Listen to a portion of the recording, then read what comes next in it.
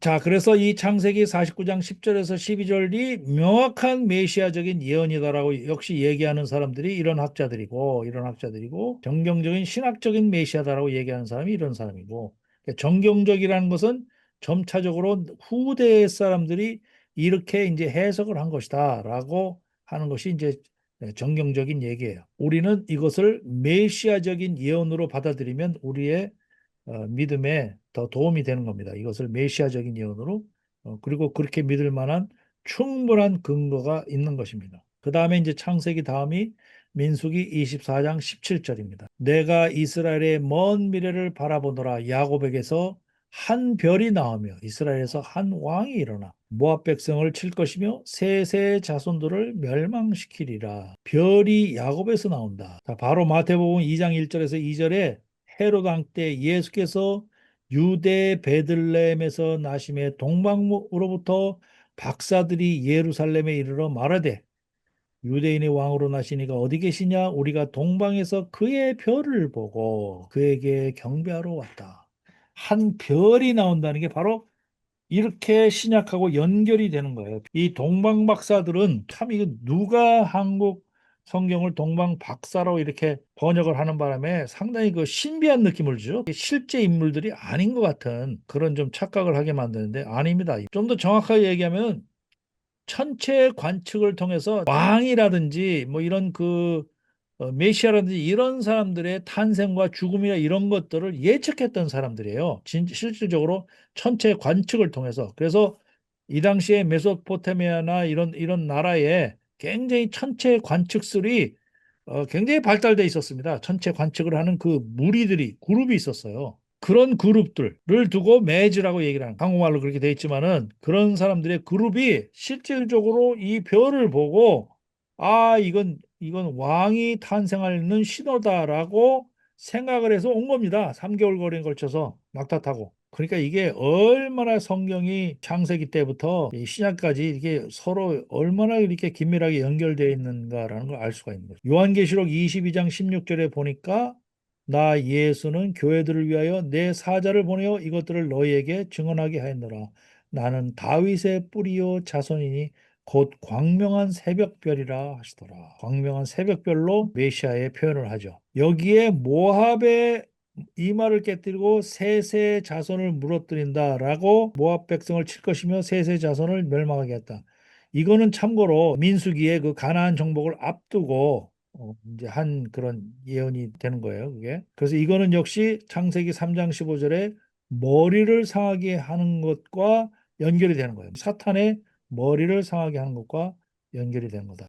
그래서 이것을 한 이 배경은 이건 실제로 이 발람이라고 무당으로 하여금 이제 예언하게 한 것이죠. 그 이스라엘 사람들이 이렇게 하니까 이 모압 왕 발락이 겁에 질려 가지고 이제 발람을 앞세워 가지고 예측을 시킨 건데, 그러니까 이런 그 무당 같은 사람들도 바른 소리 하는 경우가 많아요. 성경에 보면. 자, 신명기 18장 15절 18절에서 보니까 내 하나님 여호와께서 너희 가운데 내 형제 중에서 너를 위하여 나와 같은 선지자 하나를 일으키라. 너희는 그의 말을 들어라. 이게 누가 한 말이냐면 이게 모세가 한 말이에요. 모세가 나 같은 선지자를 하나님께서 일으킨다 이랬어. 그러면 한번 지나고 나서 보세요. 모세 같은 선지자가 또 있을까? 구약에 뭐 이사야도 있고 여호수아도 있고 뭐 여러 명이 있지만 그런 사람들이 모세 같은 역할을 했을까요? 모세는 그야말로 중보자여 입법자여 기적을 행한 사람이여 언약의 중개자여 뭐 여러 가지 역할을 다 수행했던 총체적인 리더인데 모세와 같은 역할을 하는 사람은 없죠. 그러니까 이거를 보고 이제 메시아, 모세와 같은 사람은 메시아밖에 없다. 그래서 사도행전 3장 22절에 보니까 베드로가 이 말을 해요. 모세가 말하되 주 하나님이 너를 위하여 너희 형제 가운데서 나 같은 선지자 하늘을 셀 것이다라고 바로 이 신명기 18장 15절을 인용하는 말을 하잖아요. 너희가 무엇이든지 그의 모든 말을 들을 것이라. 누구든지 그 선지자의 말을 듣지 아니하는 자는 백성 중에서 멸망받으리라 하였고, 사도행전 7장 37절에도 보니까 이스라엘 자손에 대하여 하나님이 너희 형제 가운데 나와 같은 선지자를 세우리라 하더니가 곧 모세라 이랬어. 이 말 자체가 나 같은 선지자를 일으킨다는 말이 이게 바로 메시아닉 호포를 나타내는 것이다. 그래서 역시 신명기 18장 15절에 대한 각 학자들의 의견도 이것은 명시적으로 확실하게 모세가 메시아를 염두에 두고 말을 한 것이다라고 얘기하는 사람이 있는 반면에 아니다. 그거는 나중에 모세는 그것까지는 몰랐지만 나중에 1500년 후에 그것이 실질적으로 증명이 된 것이다라고 얘기하는 그런 학자도 있는 거예요. 자, 다윗 시대 때, 다윗 때에도 이 메시아에 대한 예언이 나타났나? 다비딕 커비넌트라고 얘기를 해요. 여러분들이 이제 커비넌트에 대한 얘기를 앞으로 이제 많이 들으시게 될 건데 하나님과 인간 사이에 이런 언약이 맺어진 건 우리의 야훼의 기독교밖에 없어요. 이 고대 근동에 굉장히 많은 종교들이 있지만 하나님과 백성 사이에 언약 관계가 언약이라는 게 뭐예요? 약속이잖아요. 그래서 이 언약 자체가 굉장히 중요한 의미를 나타냅니다. 그래서 이 언약을 좀 더 우리가 깊게 좀 공부할 필요가 있어요. 고대 근동의 다른 것들하고 비교하면 더 극명하게 되는. 이래서 우리는 야훼 하나님의 실존성을 증명할 수 있게 되는 겁니다. 이게. 자, 사무엘 하 7장 9절에서 16절에 보니까 다윗에 대해서 한 얘기인데 내가 가는 모든 곳에서 내가 너와 함께 있어 내 모든 원수를 내 앞에서 멸하신즉 땅에서 위대한 자들의 이름같이 내 이름을 위대하게 만들어 주리라. 또 내 백성 이스라엘 위하여 한 곳을 정하여 너를 모든 원색에서 벗어나 편히 쉬게 하리라. 내 소환이 차서 내 조상들과 함께 누울 때에 내가 내 몸에서 날 내 씨를 내 뒤에 세워 그의 나라를 견고하게 하리라. 그는 내 이름을 위하여 집을 건축할 것이요 나는 그의 나라 왕위를 영원히 견고하게 하리라. 나는 그에게 아버지가 되고 그는 내게 아들이 되리니 그가 만일 죄를 범하면 내가 사람의 매와 인생의 채찍으로 징계하리니와 내가 내 앞에서 물러나게 한 사울에게서 내 은총을 빼앗은 것처럼 그에게서 빼앗지는 아니하리라. 내 집과 내 나라가 내 앞에서 영원히 보존되고 내 왕위가 영원히 견고하리라 하셨다 하라. 다윗 보고 하는 얘기지만 여기에 이제 메시아적인 요소가 있다는 거예요. 첫째로 영원이라는 표현이 나왔어요. 다윗의 왕조가 영원히 되지는 않죠. 다윗의 왕조는 아까 얘기했듯이 BC 580년에 망했잖아요. 영원한 보좌라는 것은 메시아 왕으로 확대되는 거예요. 이게 나단 선지자가 성령에 취해서 예언을 한 거예요. 이게 나는 그에게 아버지가 되고 그는 내게 아들이 된다. 이게 왜 엉뚱하게 다윗한테 얘기할 리가 없죠. 이거는 이 바로 메시아의 아이덴티티를 규정한 규정입니다. 이게 첫 번째 게 이게 아버지와 아들에 대한 규정이 여기 사무엘하에 처음 나오는 거예요. 그래서 신약이 바로 메시아의 예언으로 정확하게 이것을 쓰는 겁니다. 어디서 쓰냐? 누가복음 1장 32절 33절에 보니까 그가 큰 자가 되고 지극히 높으신 이의 아들이라 일컬어질 것이요. 여기 바로 누가복음에서 이 사무엘 하에 이 구절을 인용한 것이야. 이 신약은 이건 전부 메시아에 대한 얘기잖아요. 이 구절을 갖다 썼기 때문에 역으로 얘기하면 이것이 예수님에 대한 예언이 되는 거예요. 사도행전 2장 30절에서 35절을 보니까 다윗이 선지자라 하나님이 이미 맹세하사 그 자손 중에서 한 사람을 그 왕위에 앉게 하리라 하심을 알고 히브리서 1장 5절에도 보니까 내가 너를 낳노라 하셨고 또다시 나는 그에게 아버지가 되고 그는 내게 아들이 되리라. 아버지와 아들의 관계가 이렇게 성경 속에서 디파인이 되는 거예요. 이때 이 구약에서부터 이런 학자들이 바로 이 구절들도 아까 얘기했던 영혼이라는 부분과 뭐 여러 가지 부분들로 봤을 때 이것은 메시아의 출현을 예언한 것이다라고 이제 보는 것이죠. 자, 지금부터는 시편 속에 나타난 메시아. 시편 110편에 보니까 1장에서 7절 여호와께서 내 주에게 말씀하시기를 내가 내 원수들로 내 발판이 되게 하기까지 너는 내 오른쪽에 앉아 있으라 하셨다. 내 주에게 말씀하시기를. 시편도 저자들이 여러 명이에요. 다윗이 쓰는 것도 있고 뭐 솔로몬이 쓴 것도 있고 뭐 여러 사람이 했지만 이거는 이제 다윗이 쓴 거로 이제 보는 거죠. 주의 권능의 날에 주의 백성이 거룩한 옷을 입고 즐거이 헌신하니 새벽 이슬 같은 주의 청년들이 죽게 나오는도다.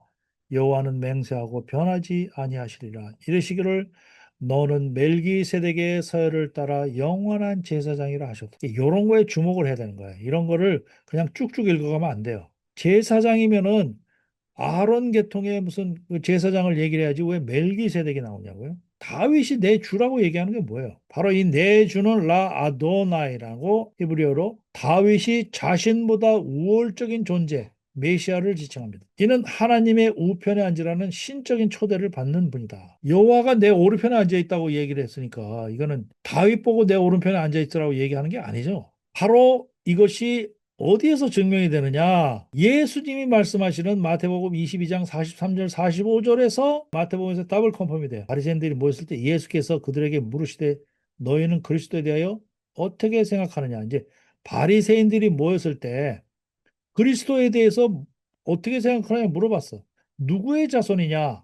물으니까 당연히 다윗의 자손이다. 이렇게 바리새인들이 얘기를 했을 거 아니에요? 이거는 알고 있지, 바리새인들이. 그러면 다윗이 성령에 감동돼요. 어찌 그리스도를 주라 칭하냐 이거야. 내가 내 원수를 내 발 아래 둘 때까지 내 우편에 앉아 있으라 하셨다. 네가 이 말 뜻을 알아? 물은 거야, 예수님이. 바리새인들한테. 바리새인들이 성경께나 안다는 사람들이 한마디도 대답을 못하는 거죠. 그날부터 그리스도에 대해서 누구냐라고 예수님한테 묻지를 않는 거예요. 이 내주가 바로 나야. 라고 얘기하고 계시는 거죠. 멜기세덱 계열의 영원한 제사장. 여기 멜기세덱의 계열. 자, 이 제사장은 레이족에서 나오는데 이것은 레이족에서 나온 게 아니라 하나님이 임명해서 왕권과 제사장을 한 인격 안에 결합한 바로 예수 그리스도 안에서 성취된 그런 메시아를 얘기하는 거예요. 레위 계열의 서열이 아니라 멜기세덱의 서열을 따라서. 그래서 히브리서 5장 6절에서 내가 영원히 멜기세덱의 반차를 따르는 제사장이다. 멜기세덱의 서열 이런 거를 따른다고 돼 있죠. 시편 2편 내가 나의 왕을 내 거룩한 산 시온에 세웠다 하시느니라.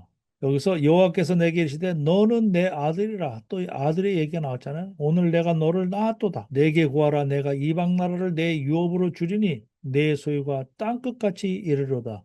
내가 철장으로 그들을 깨뜨리며 질글같이 부수리라 하셨다. 자, 바로 너는 내 아들이라. 이게 신적인 아들인 거예요. 그래서 여기에서 예수님의 신성과 인성 이런 얘기가 나오는 거예요.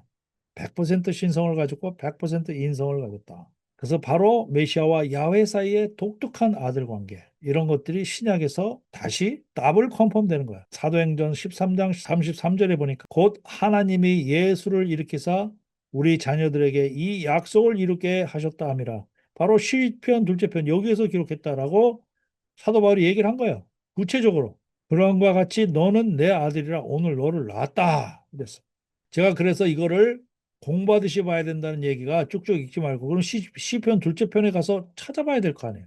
이 말이 과연 계속 있는지 찾아봐야 될 거 아니에요. 가서 보니까 여기에 나왔다. 이게 너는 내 아들이라 오늘 내가 너를 낳았도다. 히브리서 1장 5절에 보니까 하나님께서 어느 때 천사 중 누구에겐 내가 내 아들이라 오늘 내가 너를 낳았다 하셨으며 또다시 나는 그에게 아버지가 되고 그는 내게 아들이 되리라 하셨느냐. 여기에 다 이제 근거가 있는 거죠. 요한계시록에도 있고 뭐 이렇게 있지만 자, 시편 118편에 보니까 22절에 건축자가 버린 돌이 집 모퉁이의 머릿돌이 되었나이다. 이것은 여호와께서 행하시는 것이요 우리 눈에 기이하다. 집 모퉁이의 머릿돌이라는 건 실제로 이렇게 이 그림에서 보는 것처럼 여기에 이런 걸 보고 모퉁이 돌이라고 얘기하는 거예요. 모퉁이 돌. 그러니까 모퉁이 돌이 없으면 어떻게 됐어요? 이게 컬랩스가 될 가능성이 많겠죠. 돌에 비유하는 경우가 많아요. 바로 예수님이 말씀하신 거예요. 마태복음 21장 42절 44절에 예수께서 가라사대 너희가 성경의 건축자들의 버린 돌이 모퉁이의 머릿돌이 되었다는 거예요. 이것은 주로 말미암아 된 것이 우리 눈에 기이하도다 함을 읽어본 일이 없느냐. 그러므로 내가 너에게 이르노니 하나님의 나라를 너희는 빼앗기고 그 나라에 열매 맺는 백성이 받으리라. 이 돌 위에 떨어지는 자가 깨어져 있고 이 돌이 사람 위에 떨어지면 저를 가로로 만들어 흩어야지. 이 돌 얘기만 하시니까 이게 이 비유가 정확하게 무슨 말인지 알려면 이런 말 뜻을 알아야 되는 거야. 이게 버린 돌, 사람들의 천대를 받고 멸시를 받고 그런 버린 돌이 바로 집 모퉁이의 머릿돌이 됐다는 거야. 이사야 53장의 주제도 그겁니다. 바로 건축자들이 버린 돌이 정말 쓰잘데없어 가지고 쓰레기같이 여겨지는 그런 것들이 모퉁이의 머릿돌 가장 중요한 핵심이 됐다라고 얘기를 하는 거예요. 바로 메시아가 그런 걸 하는 거예요. 메시아가 왔을 때 전부 천대하고 멸시하고 무시하고 탄압하고 그랬잖아요. 근데 결국 어떻게 됐어요? exalt, 높이심을 당해서 하나님 우편에 앉아 계시다. 엄청난 역설이 된 거예요. 그런 천대받은 사람이 최고의 이 보호자로 올라가는 이 역설적인 바로 그게 이 메시아의 출현입니다. 우리들의 삶하고도 이게 이 연관이 돼 있어요. 별 볼 일 없는 아무것도 아닌 사람이 예수 그리스도로 인해서 우리는 역전이 될 수 있는 겁니다. 메시아적인 역전 테마입니다. 이게 바로 이 부분이 바로 메시아적인 예언으로 보이는 사람이 아까 얘기했던 이 크레이그 에반스라든지 월터 카이라든지 트램플 롱맨이라든지 이런 사람들이 이렇게 보는 거예요. 그래서 마태복음 21장 9절에 앞에서 가고 뒤에서 따르는 무리가 소리질러 가로되 호산나 다윗의 자손이여 찬송하려다 주의 이름으로 오시는여 가장 높은 곳에서 호산나 하더라. 이렇게 호산나 했지만 정작 타고 가는 거는 뭐를 타고 가셨어요? 나귀 타고 가셨잖아요. 가장 높이 되는 역전의 드라마를 만든 게 바로 이런 메시아적인 테마라는 시편 69편 주의 집을 위하는 열심히 나를 삼키고 주를 비방하는 비방이 내게 미쳤나이다. 그 다음에 시편 69편 21절에 보니까 그들이 쓸개를 여기 아주 구체적인 단어가 나와요. 쓸개를 나의 음식물로 주며 갈할 때에 초를 마시게 하였나이다. 이 시편이 쓰여진 거는 기원전 1000년 전으로 봐야 돼요. 이거 다윗 시대에 이때 나와 있는 쓸개라는 단어와 초라는 단어가 언제 또 나와요? 마태복음 27장 34절에 쓸개 탄 포도주를 예수께 주어 마시게 하고 예수님이 십자가에 달려 계실 때 바로 쓸개 탄 포도주를 예수께 주어 마시게 하는 예수께서 맛보시고 마시고자 아니하는지라. 마태복음 27장 48절에 보니까 그 중에 한 사람이 곧 달려가서 해융을 가지고 신 포도주를 머금게 하여 갈대에 깨어 마시고는 그래서 신 포도주 1000년 전에 예언한 거하고 실제로 된 거하고 이렇게 맞아떨어지는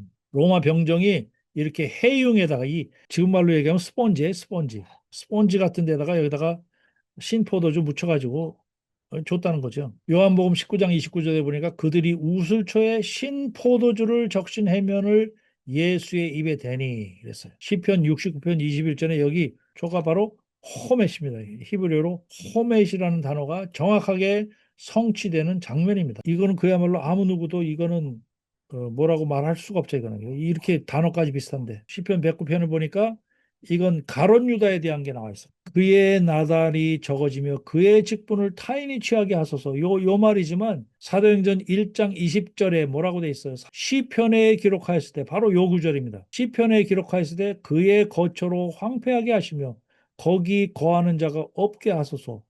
가룟 유다가 어떻게 됐어요? 그렇게 배신하고 나서 죽고 난 다음에 황폐하게 됐겠죠. 당연히. 그리고 그 직분은 다른 사람이 물려받았잖아요. 그 직분을 타인이 취하게 하소서 하였도다. 가룟 유다가 죽을 때 사도행전 1장 17에서 18절 이 사람이 본래 우리 수 가운데 참여하여 이 직무의 한 부분을 맡았던 자라. 이 사람이 불의의 삭스로 밭을 사고 후에 몸이 곤두박질하여 배가 터져 창자가 다 흘러나온지라. 마태복음 27장 5절에는 가룟 유다가 스스로 목매어 죽었다고 그랬고 여기 사도행전 1장 17절 18절에 보니까 배가 몸이 곤두박질해서 배가 터져 창자가 흘러나와서 죽었다고 되어 있어요. 잘못 기록한 게 아닙니다. 어거스틴이라는 사람이 어거스틴 아시죠? 굉장히 유명한 신학자. 목을 맸는데 그거 한참 있다가 끈이 약해져서 떨어진 거야. 떨어지는 바람에 배가 터졌어. 목을 매서 이미 죽어져 있었는데 그게 떨어져 가지고 배가 터진 거야. 이름은 퍼펙트하게 이 양쪽 구절이 다 맞는 겁니다, 이게. 그러니까 성경은 이런 관점에서 기록한 사람이 있고 또 저런 관점에서 기록한 사람이 있기 때문에 그 관점에 따라서 조금 표현이 다를 수는 있지만 결정적으로 그것이 틀린 건 아니다라는 것을 여러 번 우리가 확인할 수 있습니다. 자, 시편 22편 보면 이건 그야말로 빼박진 겁니다. 시편 22편. 이게 이사야 53장 못지않게 시편 22편에 굉장히 자세하게 나와 있습니다. 시편 20편 1장에 내 하나님이여 내 하나님이여 어찌 나를 버리셨나이까 다윗이 한 얘기지만 마태복음 27장 46절에 보니까 제9시에 예수께서 크게 소리 질러 이르시되 엘리 엘리 라마 사막다니 하시니 이는 곧 나의 하나님 나의 하나님이 어찌 나를 버리셨나이까 하는 뜻이다. 시편 21편하고 마태복음 27장 46절하고 exactly 매칭이 됩니다. 이 편 6절에서 7절 나는 벌레요 사람이 아니라 사람의 비방거리요 백성의 조롱거리니이다. 나를 보는 자는 다 나를 비웃으며 입술을 삐죽거리고 머리를 흔들며 말하되 이거 역시 다윗이 얘기하는 거죠. 마태복음 27장 41절에서 43절을 보니까 그와 같이 대제사장들과 서기관들과 장로들도 조롱하여 이르되 그가 하나님을 신뢰하니 하나님이 원하시면 이제 그를 구원할지라. 조롱했잖아요. 네가 메시아면 네 스스로 십자가에서 내려와 봐라. 이 조롱의 말들이 시편하고 거의 흡사합니다. 시편 20편 14장 첫 번째 줄에 보니까 물같이 쏟아졌다. 요한복음 19장 34절에 보니까 그중 한 군인이 창으로 그의 옆구리를 찌르니 곧 피와 물이 나오더라.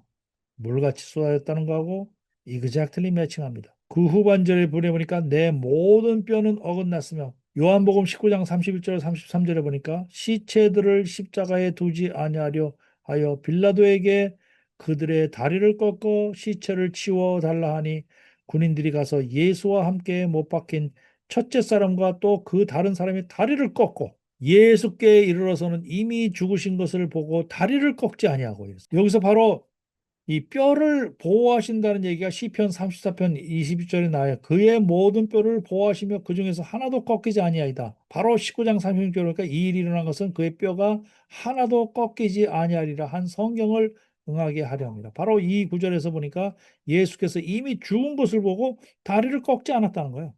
22편 15절에 보니까 내 혀가 입천장에 붙었나이다 이랬어. 다윗이 한 얘기죠, 역시. 요한복음 19장 28절 30절에서 보니까 그 후에 예수께서 모든 일이 이미 이루어진 줄 아시고 성경을 응하게 하려 하사 이르시되 내가 목마르다 하시니 거기 신 포도주가 가득히 담긴 그릇이 있는지라 사람들이 신 포도주를 적신 해면을 우슬초에 메어 예수의 입에 대니 예수께서 신 포도주를 받으신 후에 이르시되 다 이루었다 하시고 머리를 숙이니 영혼이 떠나가시느니라. 내 혀가 입천장에 붙었다라는 얘기하고 exactly 매치가 되죠. 시편 20편 16절이니까 내 손과 발을 찌르나이다 이랬어요. 요한복음 20장 27절에 보니까 도마에게 이르시되 내 손가락을 이리 내밀어 내 손을 보고 내 손을 내밀어 내 옆구리에 넣어보라. 다윗 당시에는 십자가형이라는 게 없었던 시절입니다. 이런 상황을 다윗이 미리 알고 있을 리가 없어요. 그렇지만 이거 성령님이 인도한 대로 이렇게 쓴 거예요. 시편 22편 17장에 보니까 내가 내 모든 뼈를 셀 수 있나이다 돼 있고 시편 34편 20절에 보니까 그의 모든 뼈를 보하시며 그 중에 하나도 꺾이지 않았다. 로마 군인들이 예수의 다리를 꺾지 않았다는 거예요. 그 다음에 시편 22편 18절에 보니까 겉옷을 나누며 속옷을 채비 뽑나이다. 옷을 서로 가져가려고 군인들이 서로 말하되 이것을 찢지 말고 누가 얻나 제비 뽑자 하니 이는 성경에 그들이 내 옷을 나누고 내 옷을 제비 뽑나이다 한 것을 응하게 하려 합니다. 다시 한번 말씀드려 이것을 보여주고 시편 22편이 메시아에 대한 것이 아니다라고 반박할 수 있는 사람이 있을까요, 과연?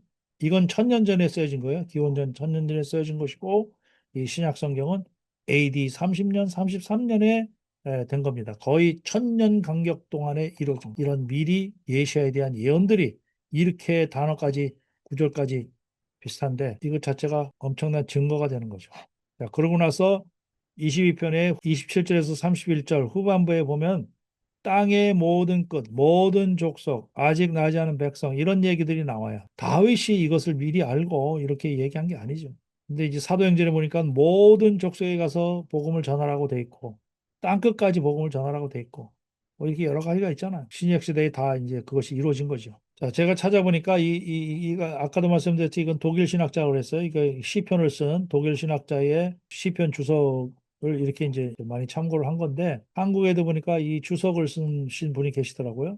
총신대 교수인데 김정우 교수라는 분이 뭐 거의 한 20년에 걸쳐서 이 시편 주석을 썼다고 그러더라고요. 한국 사람 중에서도 주석을 하시는 분이 계시는구나라는 걸 알았어요. 자, 시편 16편에 보니까 이는 주께서 내 영혼을 수월에 버리지 않으시고 주의 거룩한 자로 썩음을 당하지 않게 하실 것입니다.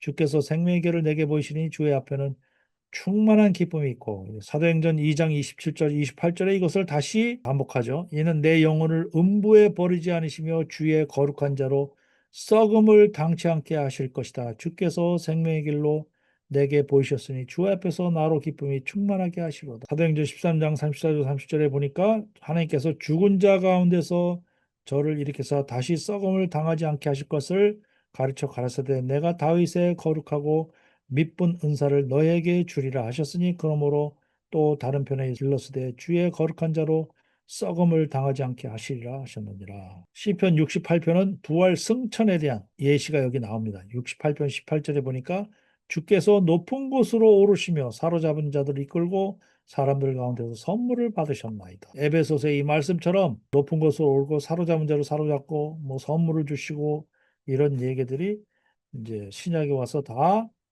구현됐다는 거죠.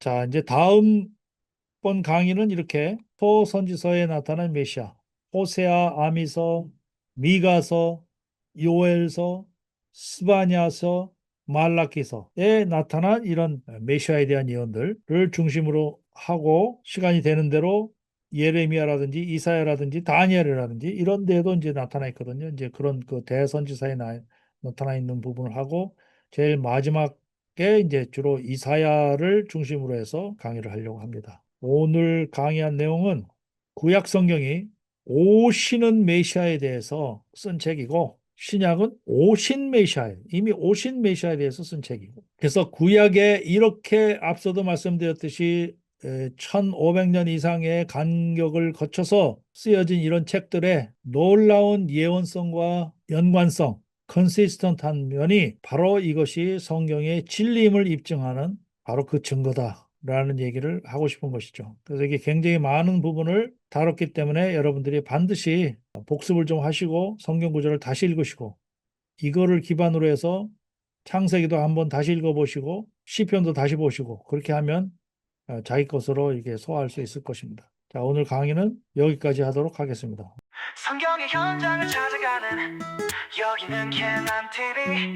성경의 현장을 찾아가는 여기는 갱한TV. From 이집 노예의 삶을 끝내고 홍해를 건너 물샘 가득한 엘림을 지나 불과 구름 기둥 따라 광야 지나 마침내 다 다른 신의 산 하나님의 음성이 들리는 곳. 살아계신 하나님의 말씀은 진실된 믿음의 기록. 우리는 진리의 길을 찾아가는 엑소두스 아카데미.